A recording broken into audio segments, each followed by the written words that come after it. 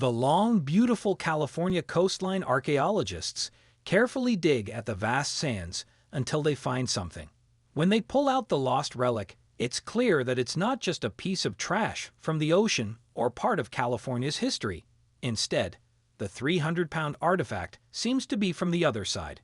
When archaeologists dug up a Californian dune, they found an amazing artifact.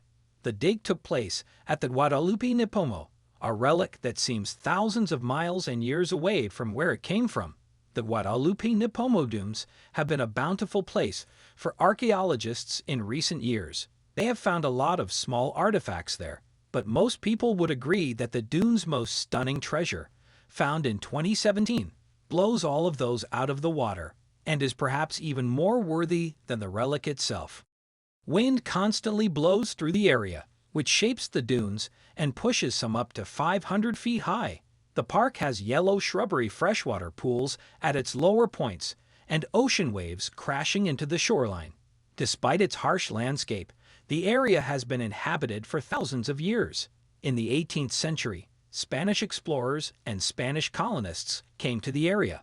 Black gold, you see, was seen bubbling up from under the dune in 1948, and the oil company Unical wanted a piece of the action as soon as the Guadalupe oil field opened for business.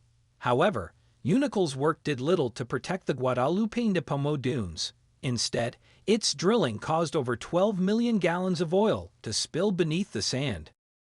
It took the company until 1994 to admit the spill and start cleaning it up. This process of building dunes began almost 2,000 years ago, but the region's slopes don't look like they'll be flattening anytime soon. The Guadalupe Nipomo's Muscle Rock Dune is almost 500 feet high, and its sandy summit is the tallest of all the other dunes. Muscle Rock and its neighboring dunes are treasures in and of themselves, but they also hide some natural wonders. For example, the dunes stand around a body of freshwater. About 20 endangered plant species live in the Guadalupe Nipomo Dunes. These plants must be tough enough to survive being buried in the sand, salt water spray, windy weather, and alone. Ali is giving them exactly what they want. Dunes move and change shape daily because of the wind, and the Guadalupe Nipomo Mounds tend to move a few feet yearly. These slow changes can expose bits of the same relics that archaeologists have seen on their radars, but these pieces are just a small sample of the real treasures that are hidden there. Below is 2017. Archaeologists proved that when they got the chance to dig into the dunes, even with radar imaging and the other artifacts they had already found, the people at the job site couldn't believe what they found. A 300-pound Sphinx head buried under the sand in the Guadalupe Nipomo Dunes. It was a real find, and the head was in great shape. Even the director of the Dune Center, Jensen, was shocked. The relic also had very bright colors. Of course, the Sphinx was not in ancient Egypt, where such a culturally specific piece of the past might be expected to be found. Archaeologists knew they would find something Egyptian under the Guadalupe Nipomo Dunes because the area was used as a set for a famous Prohibition-era movie in the 1920s. Cecil B. DeMille chose the Guadalupe Mountains as the setting for his silent film, The Ten Commandments, which was a big hit. The biblically inspired movie had scenes of modern-day brothers interpreting the Bible in different ways and scenes set in ancient Egypt.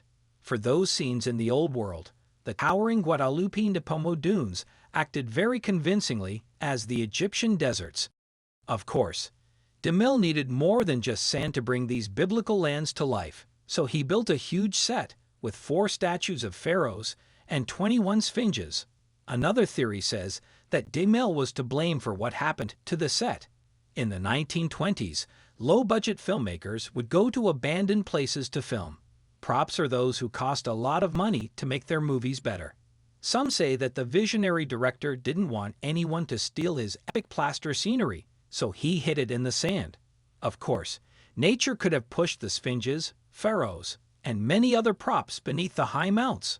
As we've already said, strong, unforgiving winds tear across the Guadalupe Nipomo Dunes, carrying with them corrosive saltwater. Whether it was man or nature that hid the magnificent set, it was out of sight for 60 years after it was used. That's when Peter Brosnan, a fan of DeMille's work and a filmmaker himself, set out to find it. DeMille is best known as the director of the Ten Commandments. In his autobiography, UC left hints about where he filmed the biblical epic. Brosnan eventually found the location and found himself in the Guadalupe Nipomo Dunes.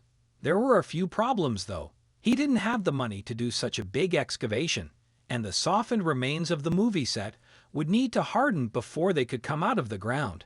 To add to the project's difficulties, the Guadalupe Nipomo Dunes have many protections that keep them safe after the disastrous oil drilling that happened there.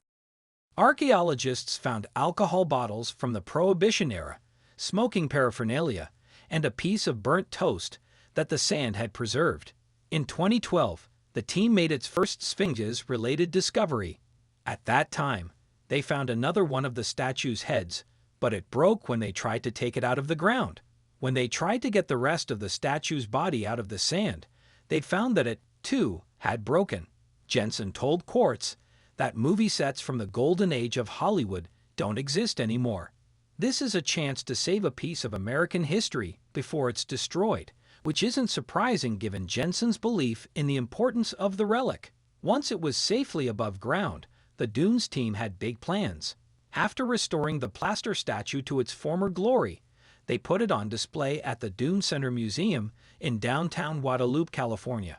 Even though it was a very important relic, the excavation team didn't show any signs of slowing down. They hoped to keep digging in the dunes to get the money. Jensen told Live Science that it cost over $130,000 per. Fans can see some of Brosnan's work in finding the film set in his 2016 documentary, The Lost City of Cecil B. DeMille. The film features people who lived near the dunes when the legendary director filmed the 10K Commandments just before he left so many amazing pieces of Hollywood history behind. That's it for today. Thanks for watching, and don't forget to like and subscribe.